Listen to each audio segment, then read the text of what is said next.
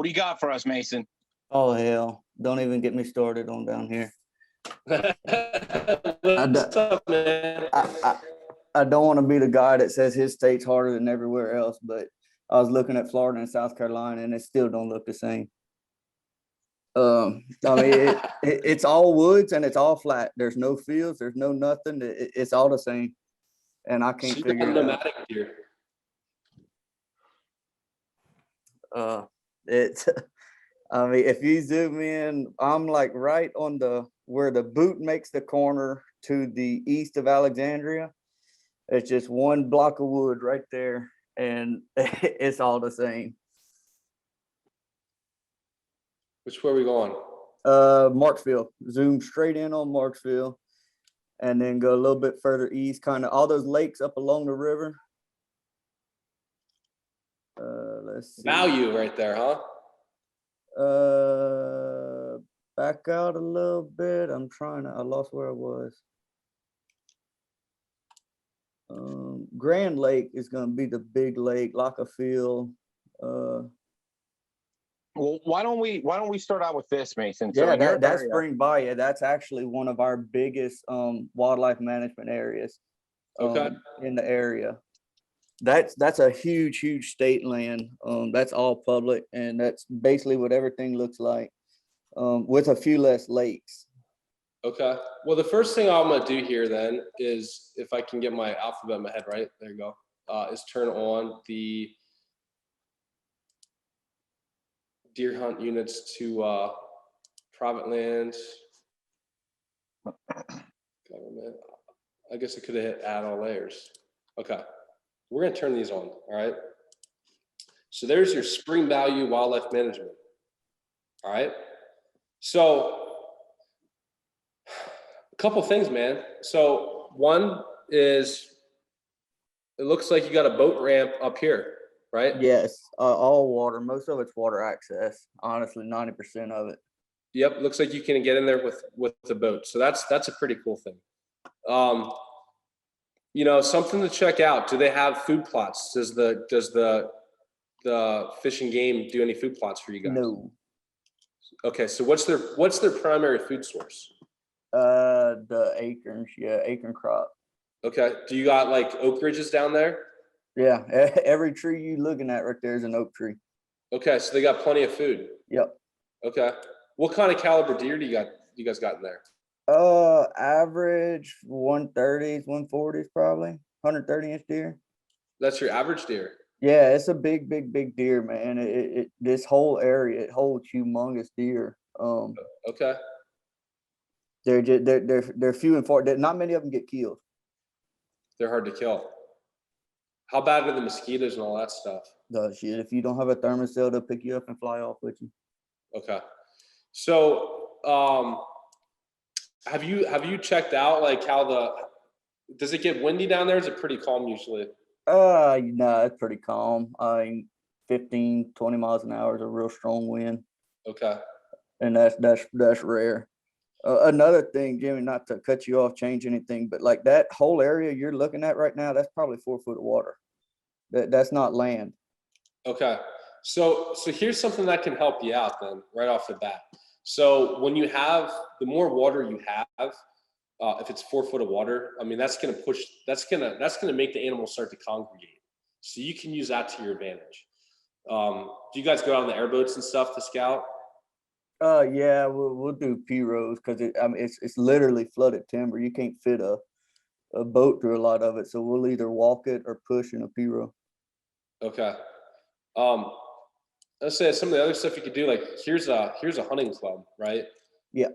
I imagine they probably have some food sources and stuff too. Yes, they do. You know, so sometimes it's like you got to be ethical and upright about it, but sometimes you want to look to see if deer coming in and out of there. Maybe they're living in the game lands and coming in and out. You know, if they have something that really attracts them to that area. Right. But yeah, that looks like that looks tough. Tor, what would you recommend on something like this? So whenever it's really tough when it's flat, right? So when you're hunting flat land, basically what you want to try to do is you want to locate, especially when you're particularly targeting bucks, is look for locations where there's going to be thick cover, food sources right next to it, but escape routes are going to be a premium. So that sounds super, super generalized, but narrow it down to the best places, let's say in a square mile, right? Okay. There might only be 5 premier locations that are like that. Those are going to be the locations that you're going to want to really, really, really focus in on. So a lot of the locations that I hunt are very similar, except the bedding is based off of, especially the mature buck bedding, is based off premier locations, premier bedding areas. What you need to do is you need to key in on that stuff and then strategically hunt that based on weather conditions, whether that's wind direction or whether that's rain, to be able to get in tight enough that you can either, if it's during the pre-rut or rut, rattle, grunt, call, whatever, to try to get that buck up out of his bed, or be close enough during the early season or the late season where that buck's going to feel comfortable moving from that bedding area to a feeding location. So basically you can take like 100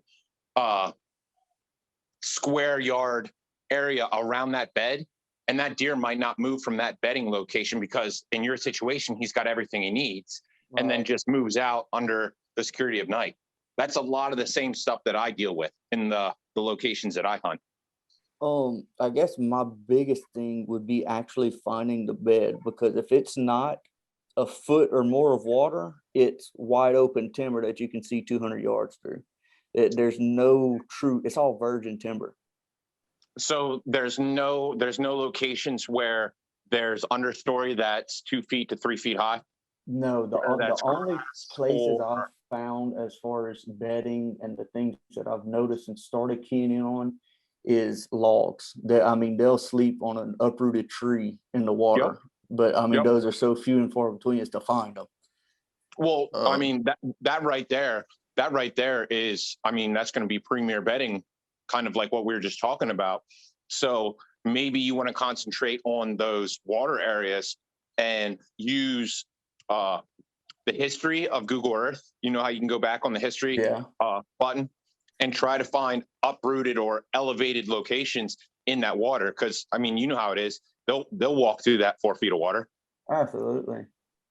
So those push-ups where there's going to be that little bit of elevation, that's basically that area where they can lay down on that and see everything and then just bail out into the swamp. Okay.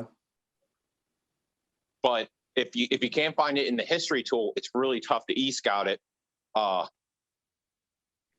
depending upon the aerial, they may or may not be showing it, and then Right. obviously that stuff changes year after year after year. Yeah, and I want to jump in there real quick too. Is well, you know, when I was 12 years old, and I was talking to this old trapper from Maine, and he used to come down back in Pennsylvania's better days, and just meet. They come down from Maine to meet hunt in Pennsylvania. It's kind of funny to say that now because it's a lot tougher hunting. But he would always say, you know, deer, whitetails are creatures of the edge, and he was, you know, always big on hunting edges. And I've hunted a lot of different places, and I find that to be pretty true. And if you're telling me that there's places that there's 4 foot of water, I mean, there's got to be some sort of an edge, and it might be swampy or cypress or something. But if you can locate those edges and get set up, I think you could do really well too. It's just going to take some work to find that, you know, because a deer's not going to want to be in 4 foot of water all the time. Right. What's your trail camera data telling you, Mason? Man, it's a lot of night, and it's sporadic. You can't never get them patterned. So one of the things, if you're getting a lot of nighttime pictures, especially if you're pushing around that midnight or earlier, as in like the next day, they might be coming from a long, long way. So you might need to change your tactics to focusing on bedding outside of the property that you're hunting on and trying to catch them going from being on your property back to the bed. Okay. Have you tried that? I have not. I have not, but I'm going this weekend. I got a bag full of about 20 cameras. I might hang them in a 300-yard circle. I'll make sure I get back with you about what we talked about earlier. Yeah. No, it's just Before interesting you get out of here. looking for different perspectives. It's all the same. I've hunted Kansas, Missouri, Arkansas, Indiana, Texas, Oklahoma, and I've never struggled like I have down here, and I've been hunting down here all my life. I want to come down and try it out sometime. That sounds cool. It's interesting. It's different, and we can get into detail at another time. But there's no rut to make it even that much better. Right. What are the premier food sources down there? Like, if the deer are going to select one food source, even though they have a whole bunch, what's it going to be? Persimmons. That we have wild persimmons. But the problem with that is they fall early. They usually, by your first week of bow season, they're already off the trees. And then most of our oaks are all red oaks, and then they're scattered. You'll catch a white oak here and there, and then they much prefer the red oak to the white oak. I mean, I'm sorry, the white oak to the red oak. It's just to find them. They are very, very scattered. One of the big things you might be able to do down in your area is typically a lot of those red oaks down in south, they're not going to have huge crowns. So when you're looking at Google Earth or Google Maps, whatever, you look in your area and you look for trees that have huge crowns, you might be able to pinpoint white oaks. Okay. I'll have to try. I'm assuming you have a lot of pin oaks and down there. Yeah, water oaks. Yeah, we call them water oaks. Yeah. They typically don't get like real huge crowns. I mean, is that true? Your white oaks are typically like much bigger trees when you find them? Yes, definitely. And then using the history tool, go back to like November or whenever you guys get your frost. For us, it's like it really starts to change in November. You might have to go all the way to February or something, but all the leaves are off. The oaks are still hanging on. You'll see them as red, orange, blah, blah, whatever. Okay. And you can narrow it down that way. I'll definitely try that. Keith got a question. So to clarify on my question from earlier, the area that I'm hunting is like southeast Erie County, western Warren County, and like northern Crawford County in Pennsylvania. So you showed the roadless option for the Onyx, correct? Yep. So that actually is a thing that I wasn't aware of, but a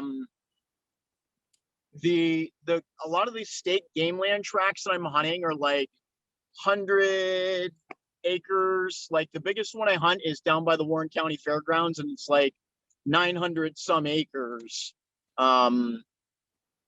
So I don't know if the roadless feature works for me, but how should I use this to kind of figure out where to hunt with the hunting pressure that we have in Pennsylvania? Because archery isn't too bad, but firearms deer season is a totally different story. Yeah, can you orient me to where this is at, Keith? So, I got to think, like, if you come down from northern Pennsylvania where the New York border forms the corner on Erie County, that's kind of the area where I'm hunting into Warren County, Erie County, and I sometimes get down into Crawford County. And I can't think of the game land numbers off the top of my head. You're in the big buck mecca, man. Yeah.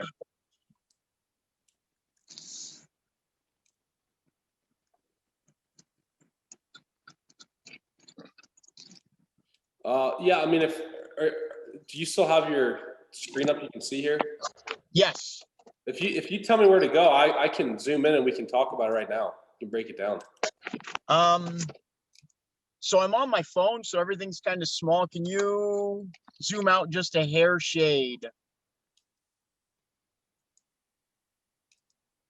So let me zoom, if you center that and then zoom in a little bit.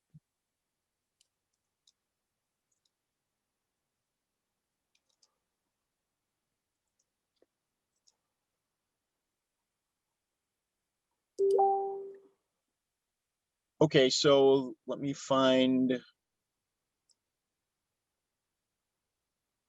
Zoom in a little more because I gotta find Route 6 where it's just outside of Warren County, like coming into Warren County. Because the one state game land I hunt a lot is behind the Warren County Fairgrounds. You might be able to search the Warren County Fairgrounds, Jimmy. Well, here, I'll tell you what.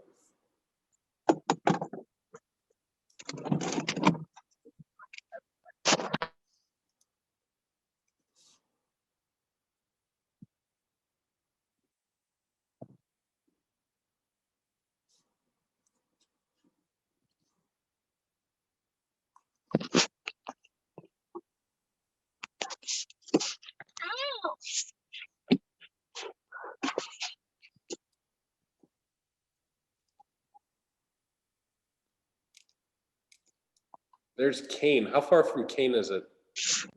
That's like another hour away from It's up where for we're at. And We're near set. like Clarendon, Sheffield. Sheffield. Sheffield sound familiar? Yep. Okay. Give me a second here.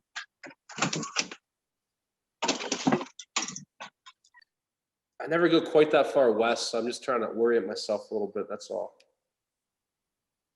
Give me 1 second. I can, if you let me do a quick Google and I'll give you the exact game land number. If you give me 1 moment. Okay.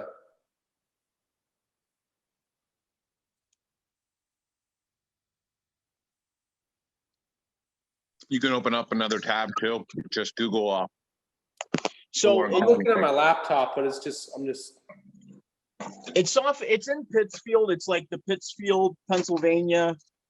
I can't get it to come up on my phone for some reason because it's being a little ridiculous.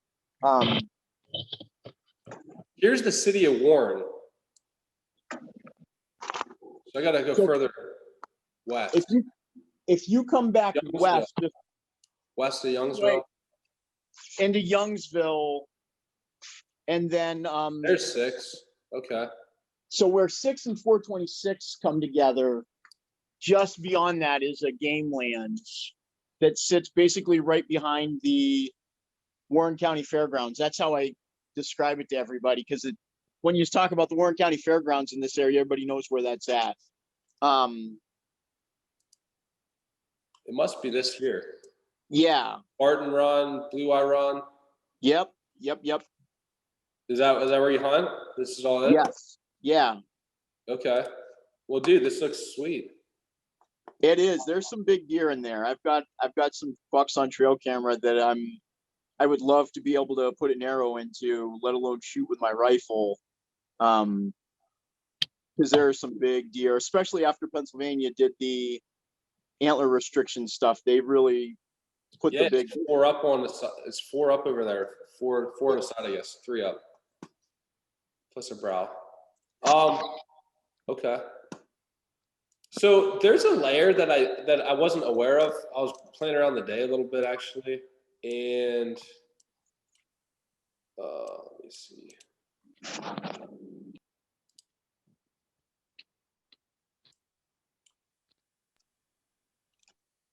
Next is that.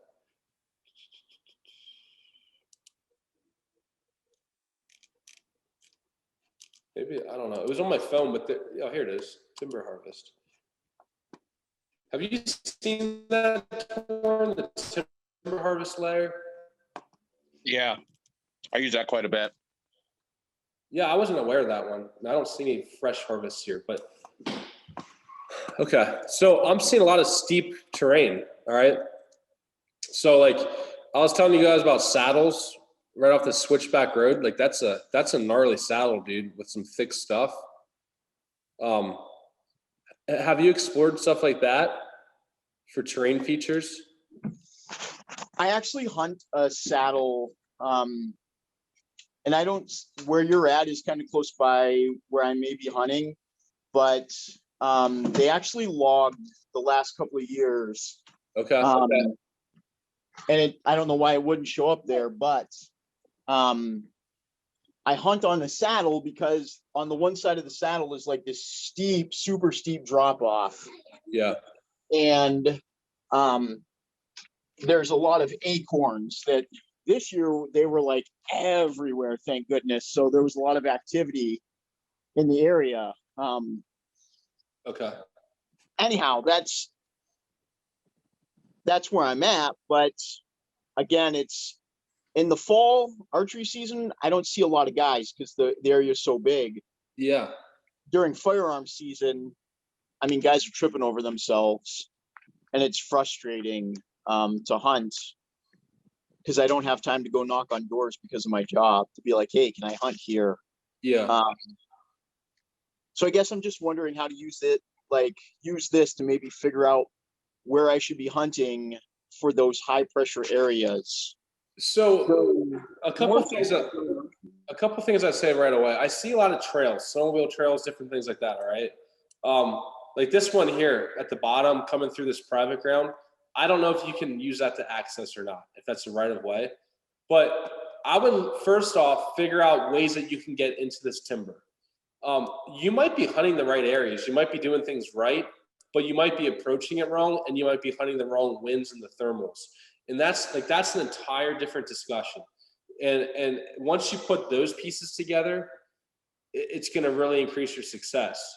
But what I would do is I would use the e-scouting to look for how you can access the land and then potential good spots to hunt, like zooming in like right here. And this is right off this trail, but like you can see this little low spot and a low spot here.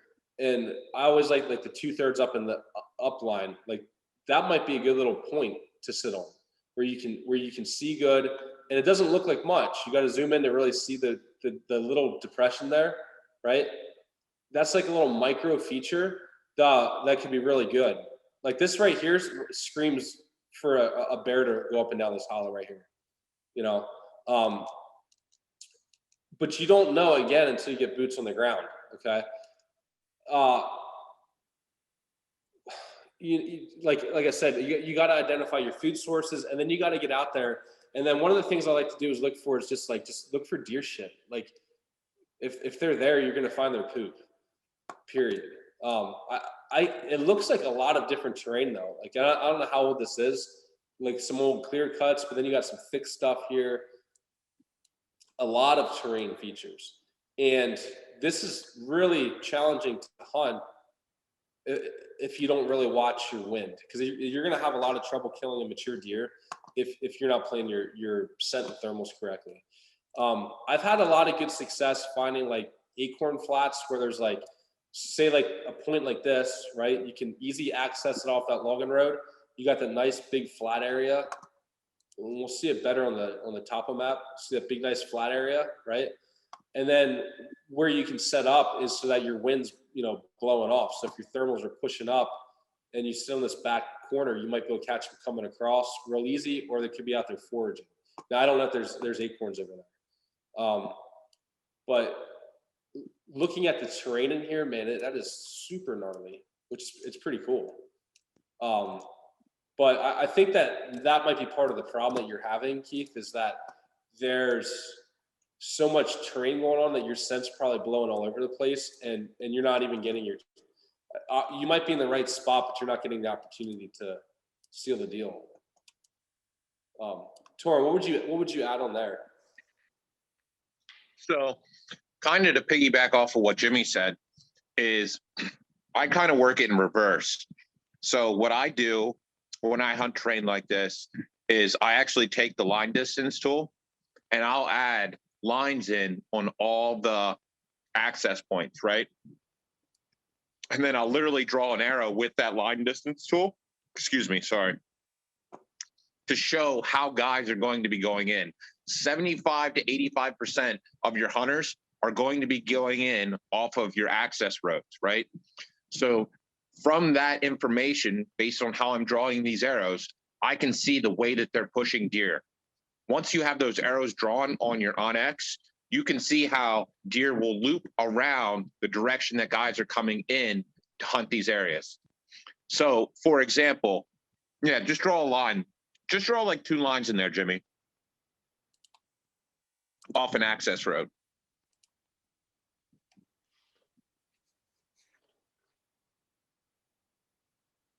Right there. If guys are going to hunt that eastern slope, they're coming in off that road, right?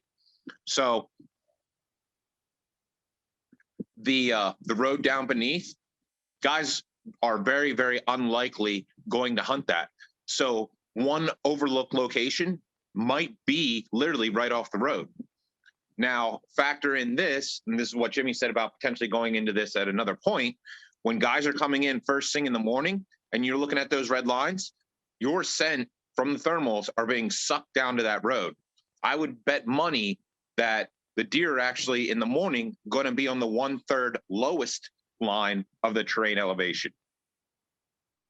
As the thermals warm up, as the day warms up and the thermals start pushing up, more than likely they're going to J-hook around those entry routes based on where they smelled people earlier in the day. So does that kind of make sense, Keith? Yes.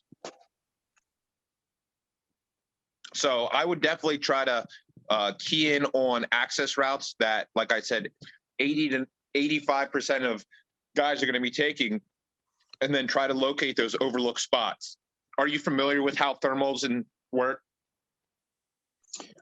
I'm not exactly familiar with how thermals necessarily work, other than in the morning, the air warms up, stuff gets lifted up to the ridge. You know, middle of the day could be whatever the wind pushes stuff around, but in the evening, the air cools down and back down the ridge. The thermals go, is my basic understanding. That's pretty much the gist. I mean, there's some other things to it, but if you take that general principle right there, you should be able to start piecing things together throughout your hunting season on locations to start targeting. As you're starting to hunt through rifle, you can, like, let's say it's the opening day of rifle. Maybe it's worth it. I'll only go in 200 yards off the road and hunt a location there. By Wednesday, if let's say you have the whole week off, it's imperative that you hunt 200 yards off the road if it's getting that much pressure. Well, that, and to piggyback off that, every time you go in, you're leaving ground scent. And when you're hunting a more remote area, like in archery, where it's not just pounding with guys, every time you go in there and you leave scent, dude, those deer know you were there. And trust me, I struggled accepting that for years, and you have to just accept the fact that they know. Did you have any questions off of basically what we just said there, Keith, that we could expand on? Not right now, but give me an hour to roll that around in my mind. Okay. Well, that's what the Facebook group and the forum's for, you know, and we can help you out.